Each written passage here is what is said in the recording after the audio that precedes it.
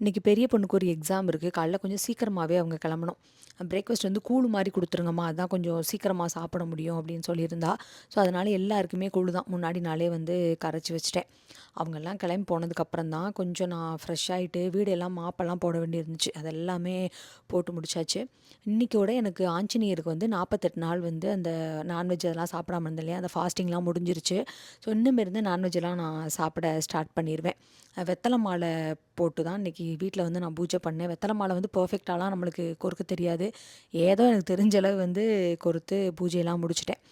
அதுக்கப்புறம் கோவிலுக்கு போகணும். கோவிலுக்கு போயிட்டு டைரெக்டாக அப்படியே பாப்பாவை போய் பிக்கப் பண்ண போயிடணும். அதுக்கு முன்னாடி லஞ்ச் எல்லாமே நான் சமைச்சு வச்சுட்டேன். கோவிலுக்கு வந்து பிரசாதத்துக்கு 108 லட்டு பண்ணிட்டு போகணுன்னு ரொம்ப ஆசை. கோவிலில் கேட்டப்ப வீட்டில் இருந்தெல்லாம் பிரசாதம் அலோடு இல்லை அப்படின்ட்டாங்க. அதனால எப்பயும் போல் ஃப்ரூட்ஸ் மட்டும் தான் வாங்கிட்டு போய் அப்படியே கோயிலில் கொடுத்துட்டு அங்கேயே சாமி கும்பிட்டுட்டு அப்படியே பாப்பாவை பிக்கப் பண்ண கிளம்பியாச்சு. நாளைக்கு பார்க்கலாம். பாய்.